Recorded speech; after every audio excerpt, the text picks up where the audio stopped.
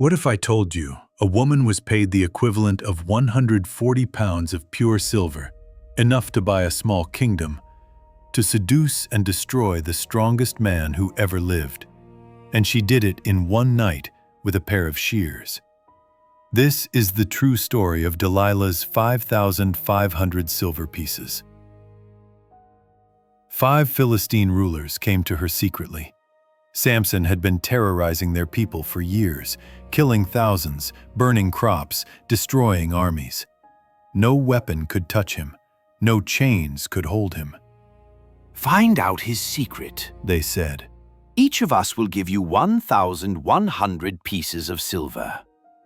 Delilah looked at the fortune laid before her. She didn't hesitate. I'll do it. That night, Samson lay with his head in her lap, running his fingers through her hair.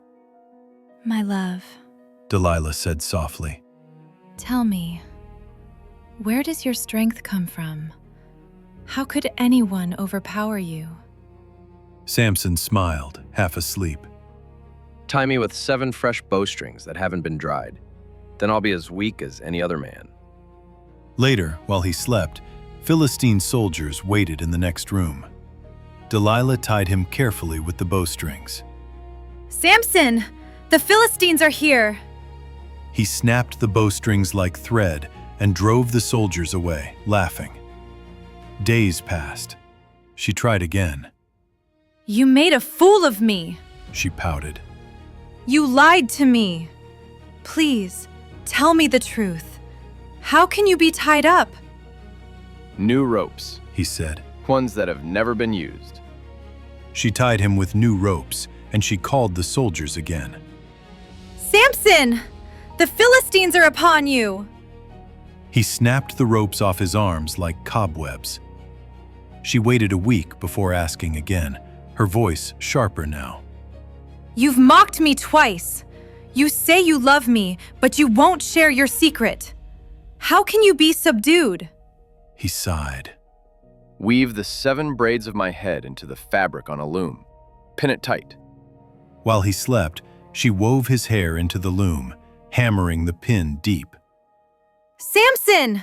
The Philistines! He woke and pulled away, yanking the pin and loom out of the ground. Now Delilah changed her strategy. Day after day, she nagged him. How can you say you love me when you won't trust me? You've made a fool of me 3 times. What are you hiding? Morning, noon, and night. Relentless. Exhausting. Finally, the Bible says, she pressed him daily with her words and urged him until his soul was vexed to death. One evening, broken down, Samson spoke. No razor has ever touched my head. I've been a Nazirite, set apart to God since birth. If my head were shaved, my strength would leave me. I would become as weak as any other man. Delilah's heart raced, not with love, but with triumph. She knew. This time, it was real. She made him comfortable, stroking his hair. Rest now, my love. Rest. As Samson slept with his head in her lap, Delilah motioned to the man waiting in the shadows. He crept forward with a blade. 1 braid, 2, 3, 4, 5, 6, 7. The hair fell to the floor. Delilah felt Samson's breathing change. She leaned close and whispered, Samson, the Philistines are upon you. He woke and tried to shake himself free as before, thinking, I'll escape like every other time. But the Bible says he did not know that the Lord had left him. The soldiers rushed in. This time, he couldn't fight them. They overpowered him, bound him, and then they held him down while a soldier heated a blade in the fire. Delilah watched as they brought it to his face. She watched as they gouged out his eyes. His screams echoed through the valley. They dragged him away, blind, broken, bleeding, to a prison in Gaza. They chained him to a grinding mill, forcing Israel's mightiest warrior to do the work of a donkey. Delilah collected her silver, 5,500 pieces, a fortune.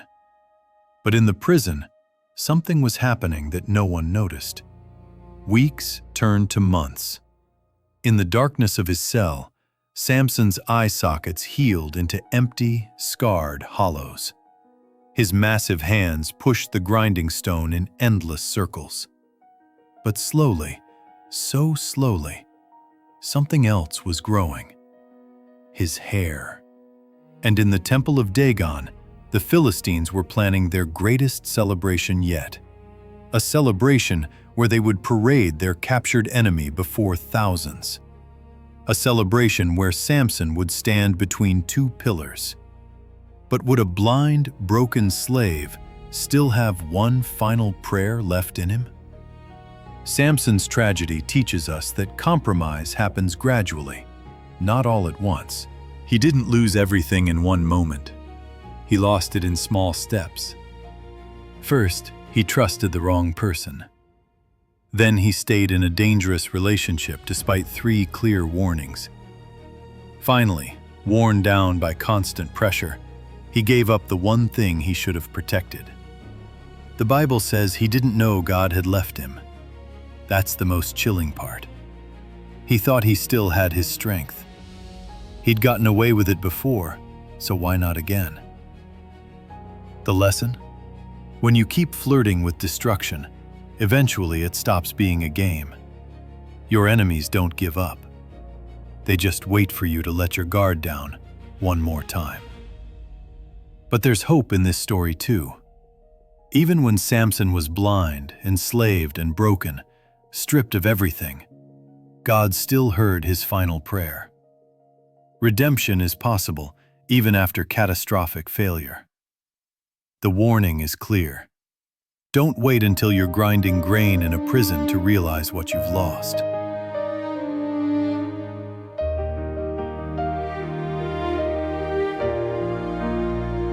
$5,000 silver pieces, that's what she was paid to find the secret of the man who never was afraid. 3 times she asked, 3 times he lied, 3 times he broke away.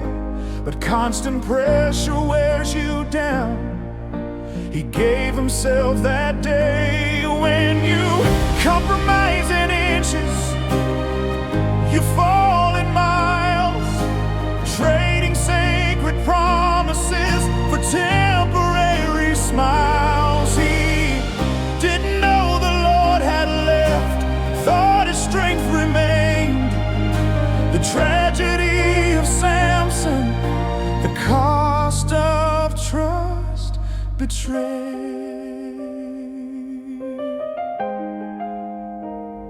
7 braids fell to the floor while the warrior slept. She called his enemies to come, no promise left he kept. They took his eyes, they took his pride, chained him to the stone. But in the darkness, grinding grain, his hair began to grow. When you compromise in inches, you fall in miles, trading sacred promises for temporary smiles. He didn't know the Lord had left, thought his strength remained. The tragedy of Samson, the cost of trust betrayed. One final prayer between 2 pillars in the hall. 3,000 voices silenced when the temple walls did fall. Redemption in the rubble, but what a price to pay. Don't wait until you're broken to find your way. Don't compromise in inches, or you'll fall in miles. Protect what matters most. Don't